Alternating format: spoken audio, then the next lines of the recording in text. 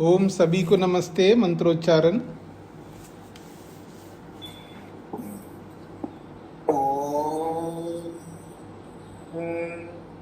सहना भवतु सहनौ भुनक्तु सह वीर्यं करवावहै तेजस्विनावधीतमस्तु मा विद्विषावहै।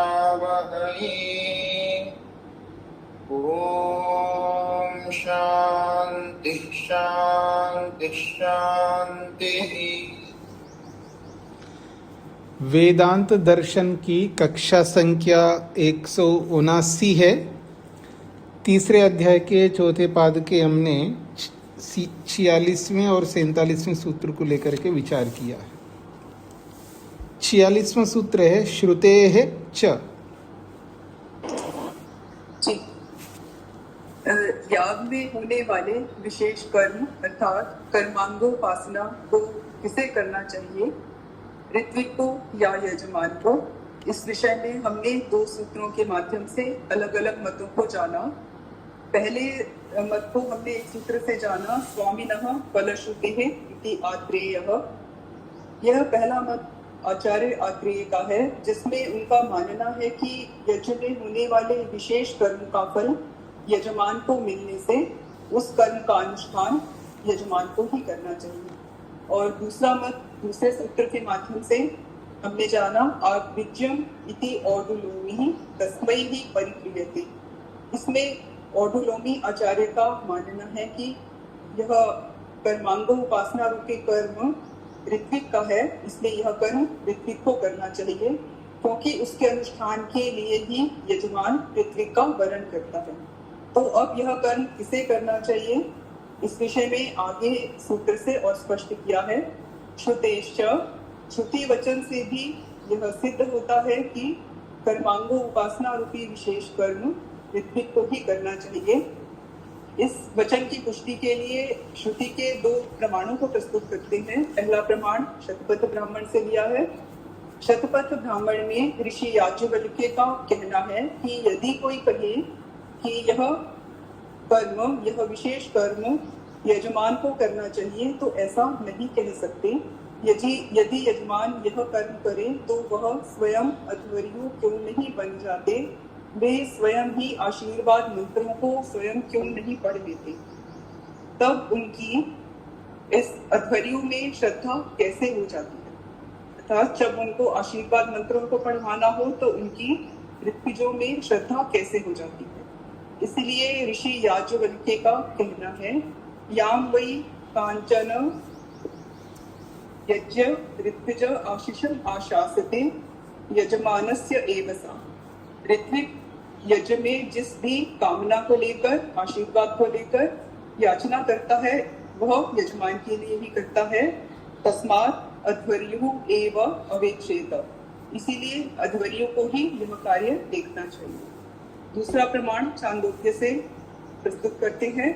छांदोग्य में भी यह कृत्य सामगान करने वाले उद्गाता द्वारा करने का विधान प्रस्तुत किया है। छांदोग्य में कहा है, तस्मात् उह एव उद्गाता कुर्यात्। निश्चित रूप से उद्गाता यजमान से बोले, कम ते कामम आगायानि, तुम्हारे लिए किस कामना के लिए, तुम्हारी किस कामना को पूर्ण करने के लिए मैं ईश्वर से प्रार्थना करूं। तो इस प्रकार श्रुति के वचनों से यह सिद्ध होता है कि यह कार्य ऋत्विक का है। यह कर्मांग उपासना रूपी विशेष कर्म ऋत्विक को करना चाहिए और इस कर्म का फल यजमान को मिलता है, और ऋत्विक यह कार्य यजमान के लिए ही करता है। जी, तो देखिए आप सभी लोग, प्रस्तुतिकरण कैसा होना चाहिए ये आप सबको सीखना चाहिए। शतपथ ब्राह्मण का प्रसंग, क्योंकि आप शतपथ ब्राह्मण पढ़ भी रही हैं, तो वहाँ क्या प्रसंग था, उस प्रसंग को ध्यान में रखते हुए यहाँ पर बात कही गई है। यहाँ तो प्रसंग के अनुसार उतना ही उद्धृत किया है, तो उन्होंने पूर्व प्रसंग को सामने रखते हुए इस बात को पुष्ट किया है।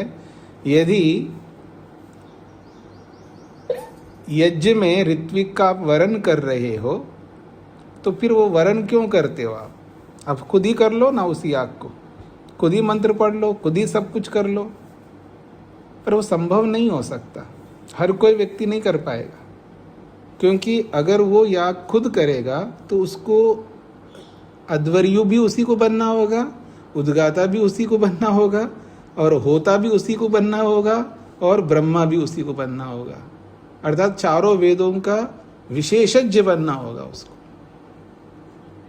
अच्छा, मान लो कोई कोई चारों वेदों का विशेषज्ञ तो बनता ही है, लेकिन जब याग में वो अकेले व्यक्ति चारों लोगों का काम कैसे कर पाएगा? ये संभव नहीं है। इसलिए याग में ऋत्विक वरण किया जाता है, ऋत्विक को आयर किया जाता है, उसको चुना जाता है, और उस याग को करने के लिए उसको निर्धारित किया जाता है कि आप ये याग मेरे लिए करो, और उसके बदले में आपको जो शास्त्र कहता है उसके अनुसार आपको दिया जाएगा।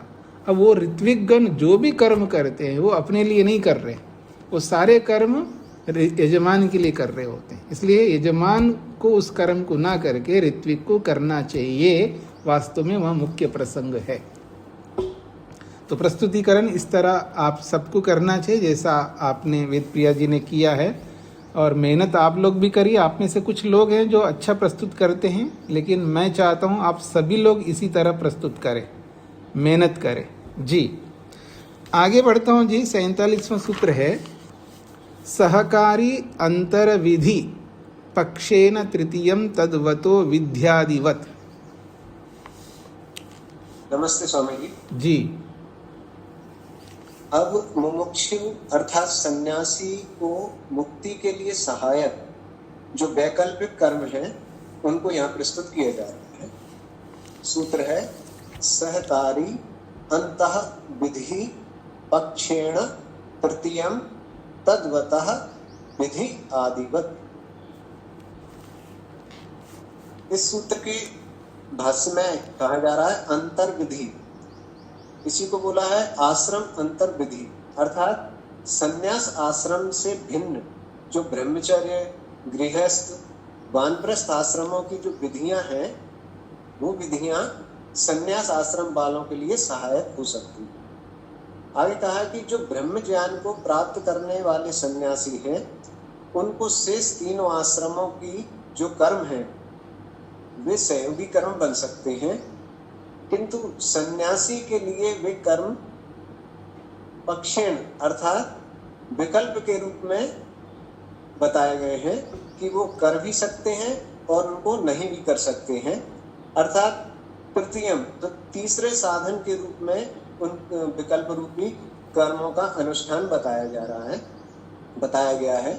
उसमें से प्रथम जो साधन है जो पूर्व में बताया है, जैसे सम दमादि अर्थात सम, दम, उपरति, तितिक्षा, श्रद्धा, समाधान, इनको समाहित करके अर्थात इनको जीवन में धारण करके जीवात्मा परमात्मा को देखता है।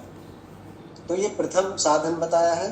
दूसरे साधन के रूप में बता रहे हैं श्रवण चतुष्टय, अर्थात श्रवण, मनन, निधिध्यासन और साक्षात्कार के द्वारा तप पूर्वक, ब्रह्मचर्य पूर्वक, श्रद्धा पूर्वक और विद्या पूर्वक विधान से आत्मा का अन्वेषण किया जाता है, आत्मा की खोज की जाती है। और इसके पश्चात तीसरा जो साधन है वो इस सूत्र में यहाँ बताया जा रहा है कि अंतर विधि के द्वारा अर्थात संन्यास आश्रम से भिन्न तीनों आश्रमों की विधियों के द्वारा, तीनों आश्रम में जो ब्रह्मचर्य आश्रम है उस ब्रह्मचर्य आश्रम में जैसे ब्रह्मचारी वेद आदि का स्वाध्याय करता है तो सन्यासी भी उनका स्वाध्याय कर सकता है। गृहस्थ आश्रम में गृहस्थी यज्ञ आदि कर्म करता है तो वो भी सन्यासी कर सकता है। और वानप्रस्थ आश्रम में मौन रहते हुए तप आदि कर्म जो वानप्रस्थी करता है वो भी सन्यासी कर सकता है। तो इन आश्रमों के ये कर्म विकल्प के रूप में कर सकता है और नहीं भी कर सकता, करना चाहे तो करे, ऐसा ही मनुस्मृति में भी बताया गया है, उसका प्रमाण दिया है। तो ये जो अन्य आश्रमों की जो विधियां हैं उनको ये वैकल्पिक है और उनको विधि निषेध के रूप में, विधि आदिवत मतलब विधि निषेध के रूप में करने का प्रावधान बताया है। जैसे यज्ञ विधि में जो निमित्त से करने वाले जो याग हैं, जैसे कि सोम याग है, दर्शेष्टि याग है, पूर्णिमा श्रेष्ठी याग है, तो ये जो याग है इन यागों को करते समय जो दैनिक अग्निहोत्र किया जाता है वो विकल्प के रूप में है। इन सोम याग आदि में, नैमित्तिक यागों में दैनिक अग्निहोत्र कर भी सकते हैं और नहीं भी कर सकते। तो जिस प्रकार से इन यागों में, बड़े यागों में दैनिक अग्निहोत्र विकल्प के रूप में है, ठीक इसी प्रकार से जो सन्यासी के लिए शेष तीनों आश्रमों के जो यज्ञादि कर्म हैं वे सारे के सारे कर्म उसको विकल्प के रूप में है। विधि और निषेध मतलब कोई इनकी अनिवार्यता भी नहीं है और उनका निषेध भी नहीं है। सन्यासी करना चाहे तो कर भी सकता है, नहीं करना चाहे तो नहीं कर सकता है। तो इस प्रकार से जो यहाँ पर ये जो सहयोगी कर्म के विषय में बताया गया है वो उसका जो पूर्व में बताया था उसी का विवरण यहाँ पर बताया जा रहा है कि यदि सन्यासी यज्ञादि कर्म करे तो कोई अनुचित नहीं होगा या उसकी अनिवार्यता नहीं है, और ना करे तो कोई निषेध भी नहीं है। यदि करेगा तो सहयोगी कारक ही बनेगा। यही इस सूत्र का अभिप्राय है। धन्यवाद जी। तो प्रस्तुतिकरण इसी तरह आपको करना है सभी को। ये तभी संभव होगा जब आप लोग मेहनत करेंगे, और याद रखिएगा जो मेहनत करते हैं उस मेहनत का फल अवश्य मिलता है देर सवेरे। पुरुषार्थ किया हुआ वो कभी समाप्त नहीं होगा। जो आज हमें जो भी कुछ मिल रहा है, आप कल्पना करिए जो आप इस वैदिक ज्ञान को आप प्राप्त कर रहे हैं, ये पिछले जन्म के पुरुषार्थ के फल स्वरूप प्राप्त कर रहे हैं। नहीं तो ऐसा ज्ञान सभी को नहीं मिल पाता। मेहनत पुरुषार्थ जब व्यक्ति ने किया है तभी ये फल उसको प्राप्त हो सकता है। आप औरों की अपेक्षा से, दूसरे लोगों की अपेक्षा से शांत हैं, तृप्त हैं, संतुष्ट हैं, अपने लक्ष्य के लिए अपनी अपनी योग्यता के अनुसार आप अग्रसर हो रहे हैं। सभी ऐसे नहीं हो रहे क्योंकि उनके कर्म नहीं रहे उस वैसे। तो पिछले जन्म के फलस्वरूप में आज जो हम भोग रहे हैं बहुत कुछ अच्छा सकारात्मक रूप से, ये इसलिए भोग रहे हैं क्योंकि पिछले जन्म का पुरुषार्थ को हम भोग रहे हैं। अब इस जन्म में उससे भी ज़्यादा अगर हम मेहनत करते हैं तो इससे भी अच्छा हमको आगे अगला जन्म हमको अच्छा मिलेगा, और अगले जन्म को प्राप्त करना अत्यंत आवश्यक है। ये इच्छा करना है, ये तमन्ना होनी चाहिए मन के अंदर कि मेरा अगला जन्म हो। ये एक देखने की दृष्टि अलग है यहाँ पर, क्योंकि एक जन्म में मेरी मुक्ति नहीं होने वाली है कि मेरा अगला जन्म ना हो, इसी जन्म में मैं सब कुछ कर लूं, इतना आसान नहीं है। जब एक जन्म में नहीं हो सकता तो बार बार मेरा जन्म हो और बार बार उस जन्म में मैं इतना ज़्यादा करूं ताकि आगे मैं मुक्ति के लिए योग्य बन जाऊं, और योग्य बन करके मुक्ति को प्राप्त कर लूं तो फिर जन्म ही ना हो, वो आगे की बात है। तो ये जो पुरुषार्थ है आप करिएगा, और जो भी कर रहे हैं आप में से, जैसे प्रमोद जी ने किया, वेद प्रिया जी ने किया, शोभा जी करती हैं, ऐसे भी आप में से कई लोग हैं जो बहुत मेहनत करके पाठ को तैयार करते हैं। तो वो जो पाठ को इस तरह तैयार करेंगे तो वो जो पुरुषार्थ आपका हो गया या हो रहा है या होगा आगे, वो कहीं नहीं जाने का है, वो हमेशा साथ रहेगा। जब कभी आपके सामने ऐसा अवसर आएगा तो आप एकदम क्या बोलते हैं मोटी भाषा में, बिंदास होकर के आप बता पाएंगे, दूसरों को भी बता पाएंगे, अपने आप को बता पाएंगे। कभी ना कभी आप अपने आप को बताएंगे कि तू कर क्या रहा है, तो अपने आप को भी इंस्पायर करोगे, आप अपने आप को भी प्रेरित करोगे आप, तो ये विद्या कहीं जाएगी नहीं। तो आगे बढ़ता हूँ जी मैं। प्रसंग आपके सामने है। तो ये जो प्रसंग आया है कि अन्य आश्रमों के कर्तव्यों में से कुछ विशेष कर्तव्यों को सन्यासी करना चाहे तो कर सकता है। सारे कर्तव्य तो नहीं कर पाएगा, न कर सकता है, लेकिन अन्य आश्रमों के कुछ विशेष कर्तव्यों को अगर वो करना चाहे तो कर सकता है, और ना चाहे तो भी कोई बात नहीं है। तो एक बात प्रमोद जी ने यहाँ बीच में कहा, निमित्त कर्मों में दर्शेष्टि पौर्णिमा सेष्टि नहीं आती है, ये नित्य कर्मों में आते हैं। ये आपको थोड़ा ध्यान रखना है।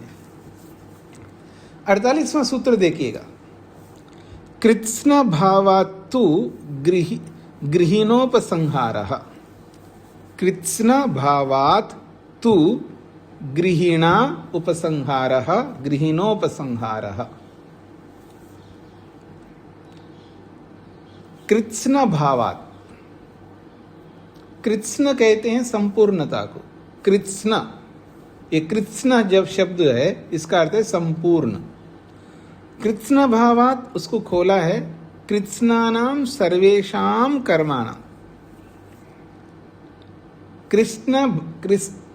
कृत्स्न भावात् संपूर्ण भाव, संपूर्ण कर्म, अर्थात सर्वेषां कर्माणां, सभी कर्मों को। सभी कर्म मतलब चाहे वो सन्यासी के हो, चाहे गृहस्थी के हो, ब्रह्मचारी के हो, वानप्रस्थी के हो, किसी भी वर्ण का हो, किसी भी आश्रम का हो। कहते हैं कृत्स्नानाम अर्थात सर्वेषां कर्मणाम, सभी कर्मों का बाह्य साधन अपेक्षायाण, बाह्य साधन अपेक्षाणाम, जो बाह्य साधनों की अपेक्षा से किया जाता है। कर्म दो प्रकार से करते हैं जी, एक बाह्य साधनों से करते हैं, एक आंतरिक साधन मन से करते हैं। दो प्रकार के कर्म हम करते हैं। बाह्य साधन का मतलब है, बाह्य साधन दो प्रकार के हैं, एक को कहते हैं आप वाचनिक कर्म और एक को कहते हैं शारीरिक कर्म। मैं आप में से किसी से भी पूछूं, क्योंकि ये बातें बता चुका हूं, क्योंकि आपको स्मरण रहना चाहिए, ये बहुत विशेष बातें होती हैं। अनिल जी, नंदा जी बताएंगे ये जो शारीरिक कर्म होते हैं वो कौन कौन से होते हैं। स्वामी जी, शारीरिक कर्म यज्ञ दान आदि शरीर से आप लोग कर रहे हैं वो कर्म। हाँ जी, जो शरीर से जो कर्म होते हैं उसको थोड़ा गिनाना होगा। शरीर में देखो, इस कर्म को शारीरिक कर्म कहते हैं, इस कर्म को शारीरिक कर्म कहते हैं, इस कर्म को शारीरिक कर्म कहते हैं। वो शारीरिक कर्म कौन होते हैं ये सब आपको पता होना चाहिए। यज्ञ दान आदि नहीं, वो तो है, यज्ञ दान आदि है, इससे पता नहीं चलेगा। दान है तो आप, दान एक कर्म हो गया शारीरिक कर्म, और यज्ञ भी है, लेकिन अलग अलग प्रकार के कर्म आपको बताना होगा। शारीरिक कर्म कौन से होते हैं, कितने प्रकार के होते हैं शारीरिक कर्म, ये मुख्य बात है पूछने का। शारीरिक कर्म कितने प्रकार से होते हैं ये सब बता चुका हूं मैं पहले, पर आप लोगों को ये सब याद रखना होगा। अब देखिएगा, मानसिक कर्म मन से होता है, मन एक ही है, मानसिक कर्म होता है, एक ही प्रकार का हो गया। वाचनिक कर्म, वाचनिक मतलब वाणी से होने वाला कर्म, वाणी एक ही है तो वो भी एक ही प्रकार का होता है। शारीरिक कर्म चार प्रकार के होते हैं। शारीरिक कर्म चार प्रकार के होते हैं। एक हाथ से होता है, एक पांव से होता है, और एक मूत्रेंद्री से होता है, और एक गुदाइंद्री से होता है। क्योंकि चार कर्मेंद्रिय हो गए ना ये। वाचनिक कर्म, वाणी भी कर्मेंद्रिय है, तो वाचनिक कर्म को अलग कर दिया, मानसिक कर्म अलग हो गया, वाचनिक कर्म हो गया अलग, तो बाकी बची हैं कर्मेंद्रियां, कर्म करने वाली 4। तो शारीरिक कर्म कितने प्रकार से होती हैं? 4 प्रकार के कर्म होते हैं, क्योंकि 4 प्रकार की कर्मेंद्रियां बची हुई हैं। तो कुल कितनी कर्मेंद्रियां हैं? तो आपको बताना 6 कर्मेंद्रियां हैं। एक मन है जो कर्म करता है, और एक वाणी है जो कर्म करती है। बाकी 4 कर्मेंद्रियां जो कर्म करती हैं, क्योंकि मन को उभयम इंद्रियम कहते हैं, अर्थात वो कर्मेंद्रिय भी है और ज्ञानेंद्रिय भी है। ज्ञान जब कराता है तो ज्ञानेंद्रिय बन जाता है, जब कर्म करता है तो कर्मेंद्रिय बनता है, इसलिए उसको उभय इंद्रिय कहते हैं। अब आपने नहीं लिखा है फिर भूल जाएंगे। अभी जो मैंने बताई है, अगर आप में से किसी ने नहीं लिखा है, नोट नहीं किया है, तो भूल जाएंगे आप। फिर जैसे ही अभी मैंने पूछा है, ऐसे अगर कभी आगे भविष्य में ऐसा प्रसंग आएगा तो पूछूंगा, तो फिर आप बता नहीं पाएंगे। एक तो नोट करना होता है, उसको फिर दोहराना होता है बीच बीच में। विद्या इसी प्रकार से मन में बैठती है। तो सर्वेषां कर्माणाम, सभी प्रकार के कर्म हैं। बाह्य साधन अपेक्षाणाम, जो बाह्य साधनों से किए जाने वाले, बाह्य साधन हैं यहाँ पर 5। एक वाणी, और एक वाणी से होने वाले कर्म को बाह्य साधन वाला कर्म कहते हैं, और शरीर से होने वाले जो 4 प्रकार के कर्म हैं उसको भी बाह्य साधन कहते हैं। तो बाह्य साधन अपेक्षाणाम, जो बाह्य साधनों से किए जाने वाले, जैसे कि यज्ञ आदि नाम, यज्ञ और आदि से दान दे दो, सेवा कर दो, जैसे भी कर्म करो, संतान का निर्माण करो, ऐसे जो भी कर्म आप करते हैं, ये सब बाह्य साधनों की अपेक्षा से किए जाने वाले कर्म हैं। बाह्य साधन निरपेक्षाणाम, और जो बाह्य साधनों के बिना, अर्थात आंतरिक साधनों से आंतरिक साधन से होने वाले हैं।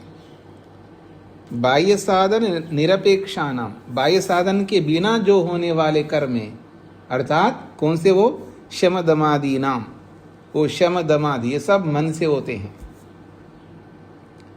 शम हो, दम हो, तितिक्षा हो, जो भी पीछे आपने षट संपत्ति आपने पढ़ी है, और ये सारे के सारे कर्म मन से होते हैं। तो ये कृत्स्न भावात के ये 2 अर्थ हैं। सर्वेषां कर्मणाम, सभी कर्म जो बाह्य साधन अपेक्षानाम, जो बाह्य साधनों से किए जाने वाले कर्म हैं, जो कि यज्ञ आदि नाम, जो यज्ञ आदि काम कर्म हैं, और बाह्य साधन निरपेक्षानाम, बाह्य साधनों के बिना होने वाले कर्म, अर्थात मन से होने वाले कर्म, शमदमादि नाम, शमदमादि कर्म, ये है कृत्स्न भावात करते हैं। भावात को खोला है भावना, भावनात्, भावात को खोला है भावनात्, क्योंकि ये 2 प्रकार के भाव हैं। बाह्य साधनों से किए जाने वाले भाव, और आंतरिक मनरूपी साधन से किए जाने वाले भावन। तो ये जो भावन है, अर्थात संपादन संभवात, ये 2 प्रकार से हम संपादन करते हैं कर्मों को, 2 प्रकार से हम संपन्न करते हैं कर्मों को। गृहीणा, सूत्र में शब्द है गृहीणा, अर्थात गृहस्थेन उपसंहारा, इन दोनों प्रकार के कर्मों को गृहस्थ के द्वारा उपसंहार कर लेना चाहिए, अर्थात गृहस्थ व्यक्ति को इन दोनों प्रकार के कर्मों को अपना लेना चाहिए।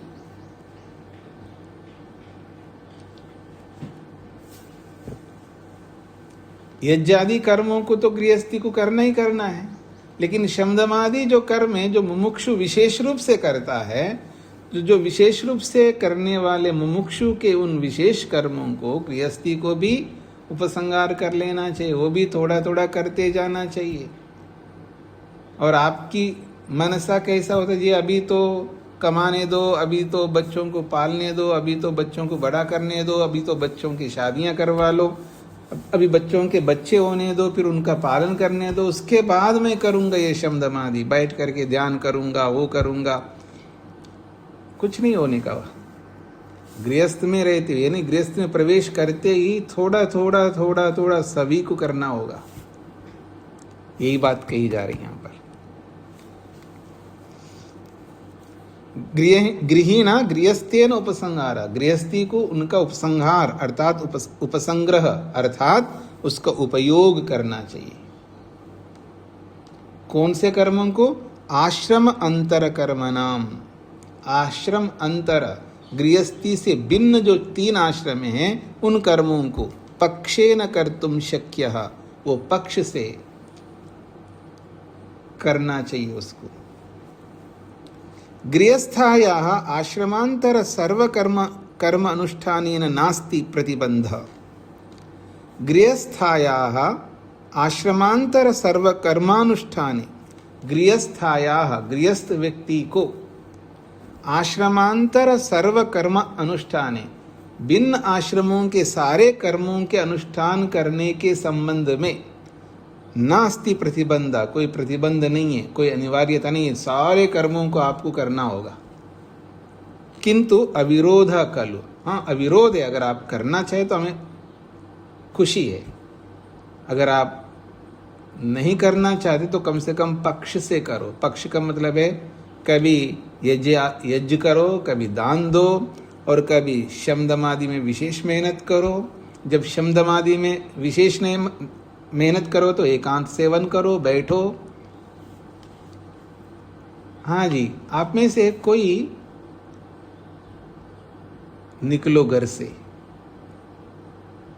और 1 सप्ताह के लिए आओ यहाँ पर हमारे यहाँ और बैठो एकांत में, यहाँ पर बैठ करके वहाँ विशेष रूप से शमदमादि का काम करो। कहे ना, पक्ष से करने के बाद, पक्षे न कर तुम शक्या, ये पक्ष से मतलब एक पक्ष, यानी जब शमदमादि में विशेष कर्म करना है तो एकांत हो जाओ और बैठो, बैठ करके शमदमादि का प्रयोग करो, फिर जाओ घर पे जाओ, फिर दान दो, फिर यज्ञ करो, जो भी जो करना है आपके वहां पर वो काम करो। अगर आप ऐसा नहीं करोगे तो आगे बढ़ोगे कैसे?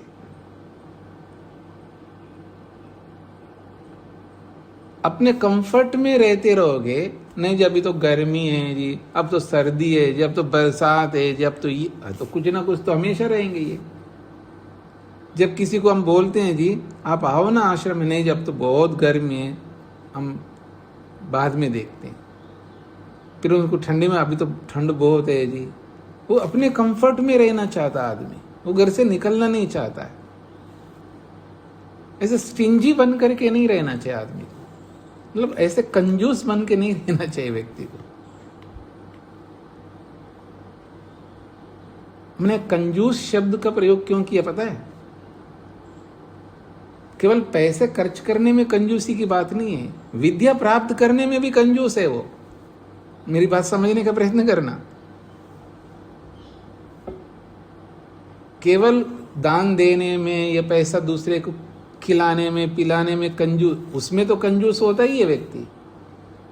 और वही स्वभाव विद्या प्राप्त करने में भी, ब्रह्म विद्या प्राप्त करने में भी, साधना करने में भी कंजूस हो गया आदमी। इतना स्टिंजी बन करके जियोगे तो क्या होगा आपका? इतना कंजूस नहीं होना चाहिए आदमी को। निकलो अजी ये सब, मैं तो आखिर गृहस्थ, अरे गृहस्थी तो हो, मैं रोज निकलने की तो बात नहीं कर रहा हूं मैं। और विशेषकर जिनका तो गृहस्थ का काम हो गया, वो फिर भी वो उसी में लगे हुए हैं। भाई उनको सेटल करना है, जो उन्हीं के मतलब कर्तव्य पूरा होने के बाद भी एक प्रकार से अकर्तव्य को कर्तव्य मान करके उनके पीछे लगे हुए उनको, और मिलना कुछ नहीं है ऐसा करके। पाप के अलावा और कुछ नहीं होने का है। अकर्तव्य को कर्तव्य मान करके करोगे तो पाप ही करते रहोगे। निकलो। तो यही बात यहां पर कही जा रही है कि पक्षे न कर तुम शक्य, आप कम से कम निरंतर नहीं करो। आपके कर्तव्य पूरे हो गए, आपको तो निरंतर करना है, फिर भी मानते हैं कि पक्षे न कर तुम शक्य, कम से कम बारी बारी से कुछ तो करो। तो गृहस्थाया आश्रमांतर सर्व कर्म अनुष्ठाने, गृहस्थी को आश्रमांतर भिन्न आश्रमों के सर्व कर्म अनुष्ठान है, सारे कर्मों को अनुष्ठान करने के लिए नास्ति प्रतिबंध, कोई प्रतिबंध नहीं कि सारे कर्म आपको भी करना है, किंतु अविरोध अगर आप करें तो बहुत अच्छी बात है। तेषाम कर्मणाम कल्याणकरत्वात्, अगर आप कर भी लोगे तो कोई हानि थोड़ी होगी, क्योंकि तेषाम कर्मणाम, उन कर्मों के द्वारा आपका कल्याणकरत्वात्, आपको खुद कल्याण ही करेंगे वो कर्म, आपका कल्याण नहीं करेंगे वो कर्म। उक्तम च गृहस्थेन अन्याश्रम कर्म अनुष्ठातव्यम, केवल मैं कह रहा हूं वेदव्यास ऐसा मैं कह रहा हूं ये नहीं है इसका तात्पर्य। उक्तम च, और शास्त्रों ने भी ऐसा ही कहा है गृहस्थियों के लिए। क्या? गृहस्थेन, गृहस्थी के द्वारा अन्य आश्रम कर्म अनुष्ठातव्यम, बाकी आश्रमों के विशेष कर्मों का अनुष्ठान करना चाहिए बारी बारी से। तद यथा, जैसा कि गृहस्थः सपत्नीकः पंचाग्निभिः त्रेताग्निभिः व वने यास्यति। ये पाक्षिक बात के, अर्थात साल में एक बार, दो बार, तीन बार, चार बार, जैसे कोई आजकल के नए जनरेशन के जो बच्चे होते हैं ना जी, वो वेकेशन लेते हैं साल में 4 बार। जो बिल्कुल एकदम आज के नए जनरेशन के जो बच्चे हैं, साल में 4 बार वेकेशन लेते हैं। और विदेशों में हर वीकेंड्स में 2 दिन वेकेशन लेते, घर से निकलते हैं बाहर, वो एंजॉय करते हैं, वो उनकी दृष्टि से। आप सप्ताह में 2 दिन बाहर निकलो, हो ही नहीं सकता आपसे। 4 महीने में एक बार लंबा वेकेशन लो।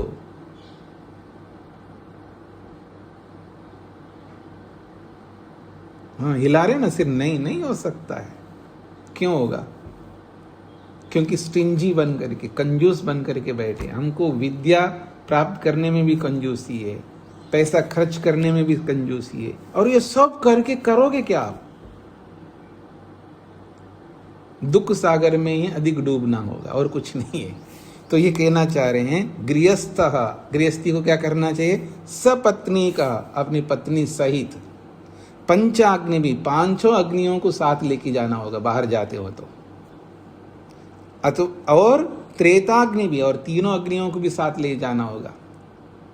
5 अग्नियों के साथ और 3 अग्नियां, आवनीयाग्नि, गार्हपत्याग्नि, दक्षिणाग्नि, ये 3 अग्नियां हैं मुख्य।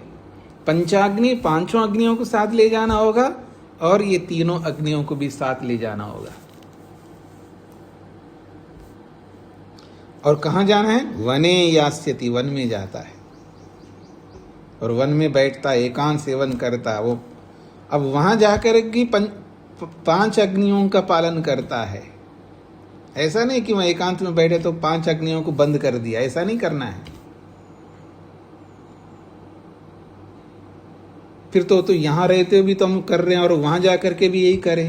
नहीं, दोनों में अंतर है। घर में रहेंगे तो घर के काम करते हुए करोगे आप, वहां रहेंगे तो घर का काम बंद हो गए। वहां पर केवल पंचाग्नियों का काम करना है और अपनी उन्नति के लिए काम लगाना है। घर में रहते तो घर के लिए आप मेहनत कर रहे हो ना, घर के लिए मेहनत करते हो, और 5 अग्नियां भी नहीं पूरा करते। कोई 1 अग्नि को पूरा करता होगा, कोई 2 अग्नियों को, कोई 3 अग्नियों को, कोई 4 अग्नियों को, 5 अग्नियों को वैसे भी पूरा नहीं करता। अर्थात दोनों समय ब्रह्म यज्ञ करना है, दोनों समय अग्निहोत्र करना है, दोनों समय पितृयज्ञ करना है, दोनों समय बलिवैश्वदेव यज्ञ करना है, और दोनों समय अतिथि यज्ञ करना है। ये 5 अग्नियों को साथ ले जाना। जंगल में भी ऐसे ही करना। जंगल में कैसे होगा जी? होगा, क्यों नहीं होगा, सब होता है।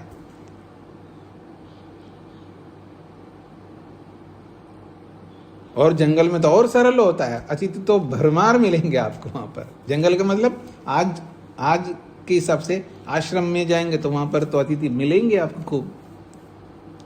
रही बात बलिवैश्वदेव यज्ञ करना, वहां पर भी बहुत वानप्रस्थी लोग कोई ना कोई मिलेंगे जिनको आप पितृयज्ञ करोगे। बलिवैश्वदेव यज्ञ तो आपको कोई समस्या नहीं आएगी, न देव यज्ञ में समस्या आएगी, न ब्रह्म यज्ञ में समस्या आएगी, अनुकूलता है।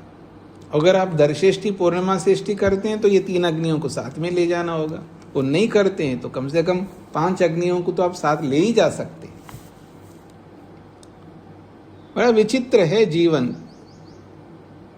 कोई ये सोचे कि मैं ये सब ना करके बस सीधा डायरेक्ट, क्या कहते हैं, शॉर्टकट में भगवान मुक्ति को प्राप्त कर लूं। क्यों सुशीला जी? बस ये सब कुछ नहीं करूं, बस मैं सीधा जो है शॉर्टकट में भगवान को प्राप्त कर लूं। ऐसा कोई उपाय बताना मेरे को कि मेरे को ये सब करना ना पड़े और मैं भगवान को प्राप्त कर सकूं। ये संभव नहीं है। तो ये कहना चाह रहे, गृहस्थ को पत्नी सहित 5 अग्नियों 3 अग्नियों को साथ में ले जा करके काल विशेष में, कुछ समय विशेष में वन में रह करके, अर्थात आज की भाषा में एकांत में रह करके विशेष मेहनत कर लेना चाहिए। अगली बात, गृहान कृत्वा सदार सप्रजः स अग्निभि बहिर्ग्रामाद वसेत। एक और विशेष बात कही है। ये अपस्तंभीय धर्म सूत्र है। पहले वाला वैखानस धर्म प्रश्न सूत्र है। वो मतलब धर्म सूत्र बहुत सारे हैं, तो बहुत सारे धर्म सूत्र में एक वैखानस धर्म सूत्र है। अब दूसरा है आपस्तंभ धर्म सूत्र है, जो कि हमने पढ़ा भी पढ़ाया भी है। पता नहीं आपको याद आता है नहीं आता है। योगेश जी, याद आ रहा है आपको? अगर ऐसा याद आने लगे तो बड़ा अच्छा होगा। तो कहते हैं गृहान कृत्वा सदारः सप्रजः। गृहान कृत्वा, घर के सारे कामों को पूरा करके अथवा घर के कामों को संपन्न करके, सदारः पत्नी सहित, दारा कहते हैं स्त्री को, पत्नी सहित, सप्रजा, इतना ही नहीं है, बच्चों के साथ में। सप्रजा का मतलब अपने बच्चों के साथ। घर के कामों को वाइंड अप करो, उसको कुछ कर लो, जो भी करना है। भाई 1 सप्ताह के लिए बाहर निकल ले तो घर के कामों को पूरा कर लो। गृहान कृत्वा, घर के कामों को पूरा करके उसको फिनिश करके, सदारः अपनी स्त्री सहित, पत्नी सहित, इतना ही नहीं, सप्रजा अपनी संतानों के साथ में, और इतना ही नहीं, स अग्नि भी अपनी अग्नियों के साथ में, बहिर्ग्रामाद वसेत, गांव से बाहर जाकर के रहो कुछ समय के लिए। कितनी उदात्त भावों से ये सारी बातें कही गई है। मतलब ये अपनी कंजूसी को छोड़े बिना ये काम नहीं हो सकते, याद रखना। मतलब बहुत पैसा खर्च होगा, और किस लिए आपने इकट्ठा करके रख दिया, धर दिया आपने, उसका प्रयोग कौन करेगा? बच्चे। तो बच्चों को देखो तो वो मेहनत करेगा नहीं, बच्चे अपना मेहनत करके करेगा। आप अपना मेहनत है, आप अपना उसका उपभोग करो। जो बच्चों को आपको देना था दे दिया, अब सब देने के बाद भी फिर देते रहो उसको। आश्चर्य की बात है, आश्रम में भी रहता है आदमी और पेंशन घर में बेचता रहता है बच्चों को, है ना। तो कहने का तात्पर्य है, ये अपने कंजूसपन को हटाए बिना ना तो ब्रह्म विद्या प्राप्त कर सकते हैं, ना और कुछ विशेष कर्म हम कर सकते हैं। देखिए शास्त्र कहना क्या चाहते हैं। आपको लग सकता है मैं ठीक है बार बार आपको ज़्यादा बोलता हूँ, आपको लगेगा जी, बिल्कुल लगेगा। हमारा काम ही है बोलना। मैं ना बोलूँ तो और कौन बोलेगा? आपको नहीं मिलेगा ऐसा बोलने वाला।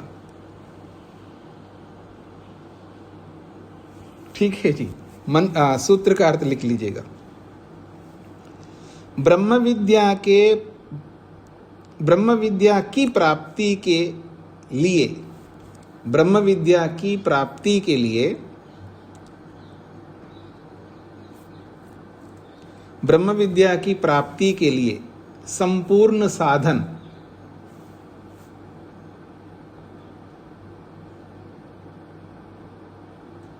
ब्रह्म विद्या की प्राप्ति के लिए संपूर्ण साधन अर्थात निकट साधन और दूर के साधन। बाह्य साधन का मतलब होता है दूर के, और निकट साधन का मतलब है आंतरिक साधन। तो निकट साधन और दूर के साधन,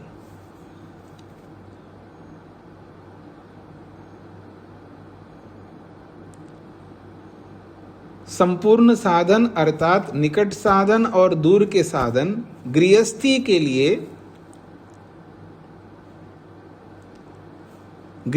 के लिए संपन्न करने में सरल होने से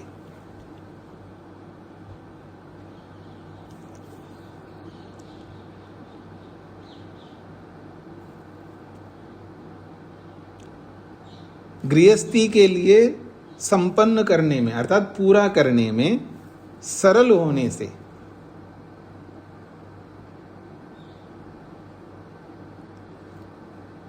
गृहस्थी के लिए संपन्न करने में सरल होने से गृहस्थी के लिए संग्रह होना चाहिए।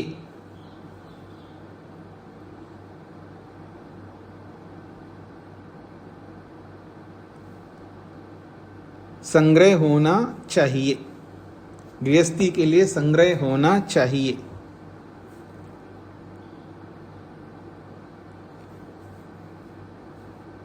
जिससे बीच बीच में गृहस्थी इनका अनुष्ठान करता रहे,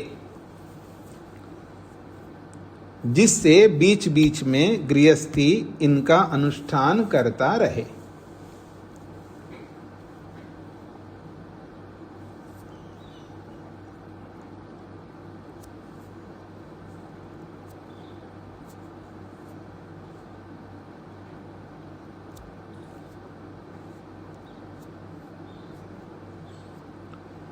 ब्रह्म विद्या की प्राप्ति के लिए संपूर्ण साधन अर्थात निकट साधन और दूर के साधन गृहस्थी के लिए संपन्न करने में सरल होने से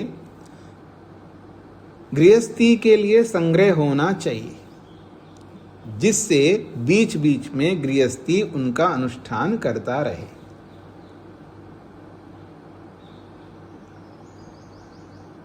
अब यहाँ पर सूत्रार्थ में मैंने कहा कि गृहस्थी के लिए संपन्न करने में सरल होने से, अर्थात गृहस्थी के लिए तो सरल है, सन्यासी के लिए इतना सरल नहीं है।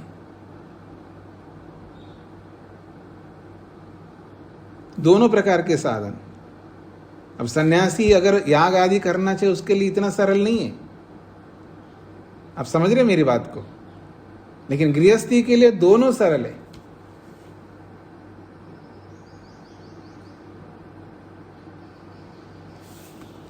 आगे बढ़ता हूं जी। सर्व कर्मणाम गृहस्थेन उपसंहार उपयोगा कार्य। सर्व आश्रम कर्माणाम गृहस्थेन उपसंहार उपयोगा कार्य स कथम रीत्या अत्र उच्यते। ये जो 48वें सूत्र में जो बात कही है कि गृहस्थी व्यक्ति को सभी कर्मों का उपसंहार करना चाहिए, अर्थात उनका उपयोग करना चाहिए, पर वो स कथम रीत्या अत्र उच्यते, उनको किस रीति से इन सारे कर्मों को कर पाएगा। कोई रीति कोई पद्धति तो आपको बताना होगा। तो कह रहे हैं अभी बताते हैं आपको। मौनवद इतरेषाम अपि उपदेशात्, उसका उपाय बताया जा रहा है कि मौनवत इतरेषाम अपि उपदेशात्। अब आप में से जिन्होंने हाथ खड़ा किया ना, अब जो मैं पढ़ाऊंगा वो नहीं सुनेंगे, क्योंकि उनके दिमाग में वो ही रहेगा। हाँ बोलिए, अजीत जी को क्या कहना है? जी स्वामी जी नमस्ते जी। ये पंचाग्नि स्त्रेताग्नि भिड़वा बने इस्यास्ति, पंचाग्नि और 3 अग्नि, फिर इसको 8 इकट्ठे नहीं हो सकता स्वामी जी? पंचाग्नि अलग बताया, फिर 3 अग्नि और अलग, ऐसा क्यों स्वामी जी? ऐसे इसलिए कि पंचाग्नि तो नित्य कर्म है, वो अलग ही है, और 3 अग्नियां जो है वो नैमित्तिक कर्म है। वैसे तो ये नैमित्तिक कर्म नहीं कह सकते, इनको भी नित्य कर्म ही कहेंगे, दोनों नित्य कर्म है, क्योंकि 3 अग्नि अलग प्रकार की हैं। नित्य कर्म का मतलब यहाँ रोज करना नहीं है, ये नित्य कर्म का मतलब है हर 15 दिन में करना है। अच्छा, ये जो 3 अग्नि है उसको 15 दिन में करना? जो 3 अग्नियां हैं उनको हर 15 दिन में एक बार करना होता है। जी जी, यही जानना चाह रहा था। हाँ, और वो उनको भी नित्य कर्म का, नित्य का मतलब है हर 15 दिन में हमेशा करना होता है, जब तक वो उस गृहस्थ आश्रम में रहेगा। पंचाग्नि तो प्रति नित्य कर्म है ही, ये भी नित्य कर्म में है, लेकिन इसका अंतराल 15-15 दिन का। हाँ जी, बस ये अंतर है दोनों में। जी जी जी, यही तो मैं सोच रहा कि बाहर जा रहा है तो 3 अग्नि और फिर 5 अग्नि का इकट्ठा हो जाना चाहिए था। जो 15 दिन के अंतराल का नहीं पता था स्वामी। जी जी जी। अब 3 अग्नियों को भी लेके जा रहा है तो अब केवल 1 सप्ताह के लिए तो जा नहीं सकता वो। जी हाँ, ये भी समझ लेना, आपको तो 1 सप्ताह के लिए पसीना निकल रहा है, अब 3 अग्नियों को भी साथ में ले जाएगा। हाँ, तो 1 सप्ताह के लिए तो जा नहीं सकता, कम से कम उसको कम से कम 1 महीने के लिए जाना होगा। और 1 महीने के अगर तो 3 अग्नियाँ उसके साथ जाएंगे तो हर 2 बार आएंगे वो 3 अग्नियाँ। अमावस्या 1 बार आएगी और पूर्णिमा 1 बार आएगी। जी स्वामी जी, एक प्रश्न और है, ये जो 3 अग्नियां है इसका तो घर पे हम नहीं करते, बाहर ले जाने की बात यहाँ पर हो रही है। घर में तो हम केवल जो दैनिक यज्ञ है उसी को करते हैं, इसका तो कोई विधान नहीं कर पाते हम। बाहर ले जाने के लिए फिर कैसे? तो आप नहीं कर पाते तो आपका दोष है ना, जो करता है वो तो ले जाएगा। जी, करना आपको भी चाहिए, लेकिन आप करते नहीं है तो ये आपका दोष है। अभी वो सुशीला जी पूछ रही थी ना जी, मेरे में क्या कमी है? ठीक है, मेरे में क्या कमी है? तो अब ये जो कमी है, मैं क्या करूं इस कमी के लिए?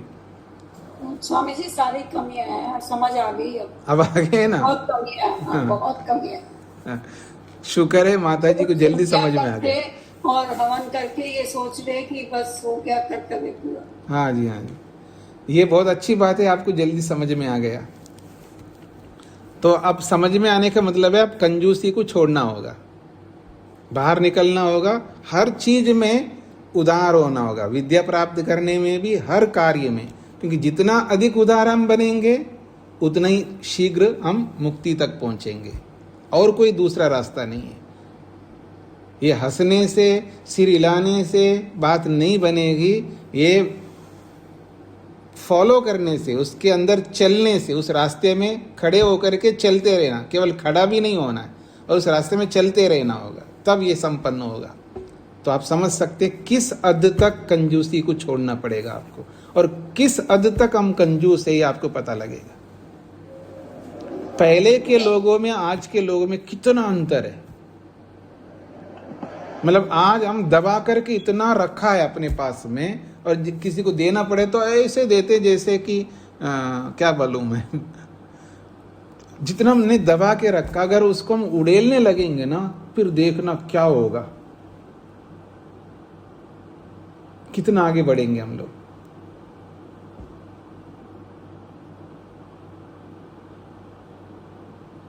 अच्छा, जब अब हम निकालते हैं ना, जितने निकालोगे ना कितना गुना अधिक मिलेगा, ये हम भूल गए उसको।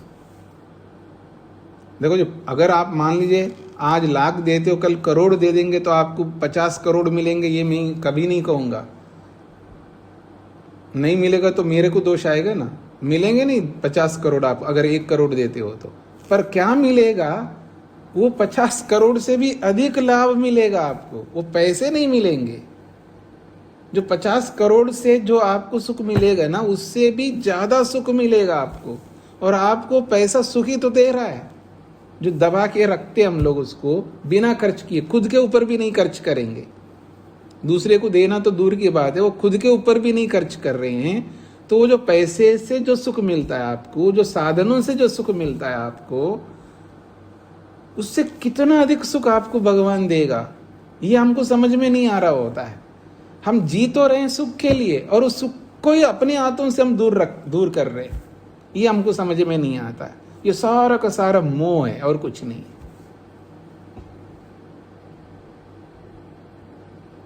और जिस दिन समझ में आएगा ना, उस दिन हम बन जाएंगे याज्ञवल्क्य की तरह, उस दिन बन जाएंगे हम राजा जनक की तरह, उस दिन बन जाएंगे अश्वपति राजा की तरह।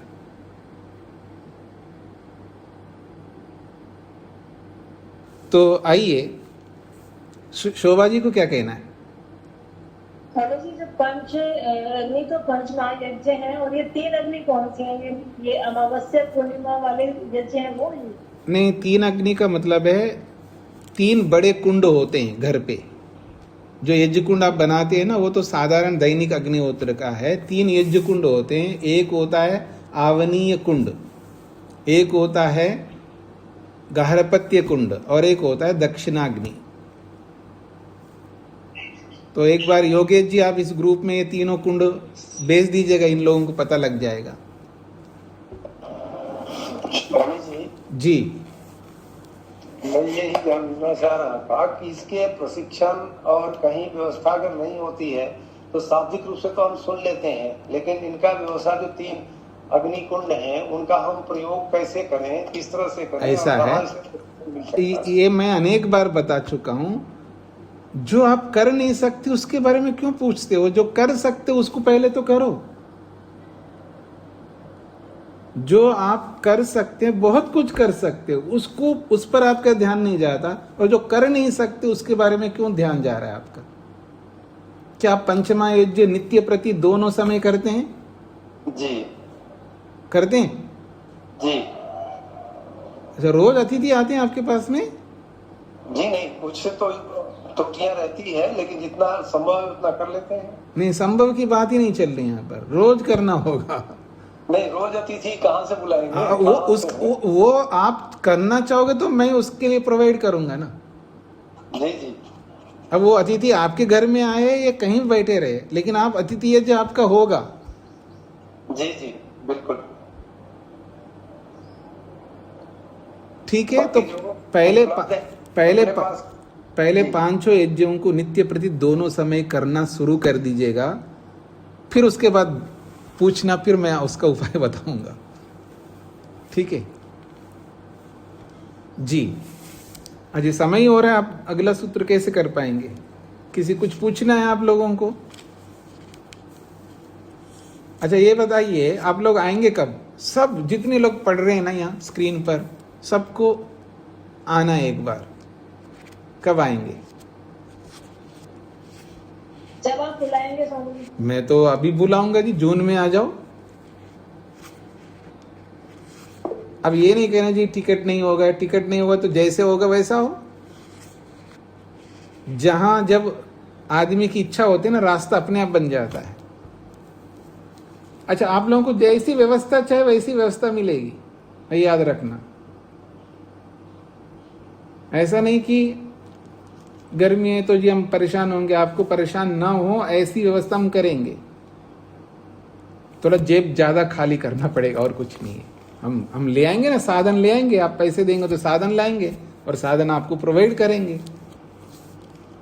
हाँ जी, नरेंद्र पाल जी को क्या कहना है? स्वामी जी आश्रम में बुलाने की बात कर रहे हैं, कहीं और तो नहीं, कहीं और होने वाला अलग है, ये आश्रम में बुलाने। आश्रम में सब लोग आए नहीं है ना, आप तो आते रहते हैं, सबको आना है। जिनसे पढ़ रहे हैं आप कम से कम उनके पास जा नहीं सकते? अब माता सुशीला जी को पता लगा, मैं तो हाँ से कैसे आऊंगी? आ जाएंगी जब इच्छा हो जाए तो सब। कमरा देखा था ना मैंने, आपका कमरा देखा था, उसके नीचे फोटो खिंचाई। जी जी, देखना नहीं, आना है। खुशी से इतनी खुशी हुई, और आपके पास आके तो कितनी होगी। और हाँ जी। मुझे ये भी समझ में आ गया है कि वाकई पूरा जीवन खराब कर दिया। एक तो जोड़ के, और दूसरा ये अच्छे कर्म न करके। अच्छा, तो सोमनाथ जी को क्या पूछना है? स्वामी जी नमस्ते जी। उधर वो आपका आश्रम जाके कोई इम्तिहान देना पड़ेगा क्या? अच्छा, इम्तिहान पहले आओ तो सही, इम्तिहान दो ना दो आपकी इच्छा पर है। इम्तिहान के लिए अलग से बुलाऊंगा जो देंगे, अभी इसके लिए तो इम्तिहान नहीं देना है। अब नया दर्शन पढ़ेंगे ना, उसके लिए फिर आप लोग तैयारी करेंगे तो उसके लिए इम्तिहान भी ले लूंगा। पहले केवल आना है, कुछ दिन बैठना है, कुछ सीखना है, फिर चले जाना है जी। तो और किसी कुछ कहना है? हाँ जी, कहानी जी को क्या कहना है? स्वामी जी नमस्ते जी। क्या कभी बिना सूचना दिए भी आ सकते हैं? मान लो कि पहले कोई योजना नहीं है और एकदम मतलब बन जाती है, तो क्या कभी भी आ सकते हैं? नहीं, ऐसा इसलिए नहीं आ सकते क्योंकि आप आ गए और मैं ना मिलूं, एक बात, और आप आ गए यहाँ शिविर चल रहा हो पहले से, आपको रूम ना मिले, ठीक है ना, कई चीज़ें, कई स्थितियाँ बनती हैं यहाँ पर। तो इसलिए जैसे आपके घर पर मैं आऊँ और आप ना मिले, इसलिए हमें पहले सूचना, पहले वाला सिस्टम नहीं रहा ना आजकल। पहले तो अतिथि उसी को कहते हैं ना, बिना तिथि के बिना निश्चय के कभी भी आ टपका। तो ऐसा आज नहीं हो सकता, क्योंकि आज आप लोग अपने अपने कामों में व्यस्त रहते हैं। हमको आना होता है तो हमको पहले अपॉइंटमेंट लेना पड़ता है आपसे कि आप उस दिन मिलेंगे तो मैं आ पाऊँगा, नहीं मिलेंगे तो कब मिल सकते तब आऊँगा, ऐसा। तो ऐसे ही आपको भी पहले अपॉइंटमेंट लेना होगा, फिर आना होगा। जी धन्यवाद स्वामी जी जी। हाँ जी, जयंत जी को क्या कहना है? नमस्ते स्वामी जी। दिसंबर में एक शिविर होता है ना? दिसंबर में नहीं होगा, वो है अब मेरे विचार से अक्टूबर, हाँ दिसंबर में भी है शायद, मैं देख करके बता सकता हूँ। ध्यान शिविर है? हाँ जी, ध्यान शिविर है, दिसंबर में भी है। मैं अभी 1 मिनट आपको देख के बताता हूँ।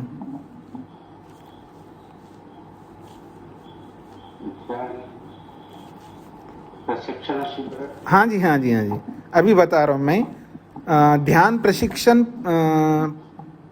नहीं, एक है ध्यान शिविर है, वो 6 से 13 दिसंबर है।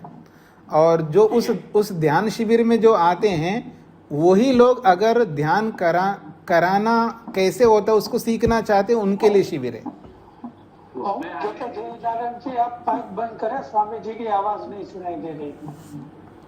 हाँ जी, तो ये सूची आप भेज दीजिएगा योगेश जी सभी को। हाँ जी। देखिए, जो शिविर में आते हैं ना, वो शिविर अलग होता है, क्योंकि बहुत सारे लोग आते हैं, दूसरे लोग आते हैं, वो उनके हिसाब से चलेगा। जब आप सब लोग इकट्ठा आएंगे ना, तब मैं आपके लिए रहूंगा, तो दोनों में अंतर रहेगा। जी हाँ, पंडा जी को क्या कहना है? माइक खोलना होगा। स्वामी जी नमस्ते जी। जून के लिए वो तारीख सटीक देने से अच्छा होगा। वो तो ये नहीं, अगर आप सब लोग आना चाहते हैं तो पहले योगेश जी से बात कर लीजिए, कौन कौन आना चाहते हैं, कितने जो लोग आना चाहते हैं। अब 2 4 5 लोग आएंगे तो नहीं चलेगा, मैं नहीं दूंगा समय। सब लोग आएंगे, सबका मतलब है जैसे कक्षा में 86 लोग अभी विद्यमान हैं, और इन 86 में से कम 60-70 लोग तो आए, तभी तो मैं पूरा समय दे सकूंगा आपको। 4 5 10 लोग आएंगे तो मैं कैसे दे पाऊंगा समय? तो आप लोग योगेश जी से बात कर लो। आप अगर कम से कम 60 लोग भी आ जाएंगे तो फिर मैं बिल्कुल पूरा समय दूंगा आप लोगों को। और उसके बाद अगर जून में आएंगे तो उसके बाद फिर कौन सा है जी पंडा जी आपका? सितंबर में, अक्टूबर में? सितंबर में 11 से 16। हाँ, थोड़ा सा डेट को आगे पीछे करना पड़ेगा। मैं बात करूंगा। तो वहाँ उड़ीसा में भी एक शिविर है, उसमें भी आप लोगों को आना चाहिए। खैर, तो ठीक है। और किसी कुछ कहना है?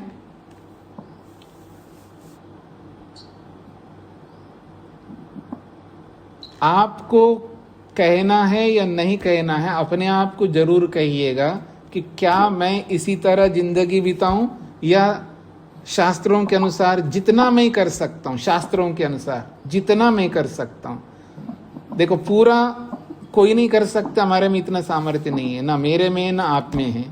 लेकिन शास्त्रों के अनुसार जितना हम अधिक से अधिक कर सकते हैं अपने सामर्थ्य के अनुसार, वो अगर नहीं करेंगे तो हम जैसे अभाग्य लोग दुनिया में और कोई नहीं हो सकते। अर्थात सब जान करके भी अगर हम ना करें, बाकी आपकी इच्छा है जी, आप स्वतंत्र है। ओम शांति शांति शांति ही।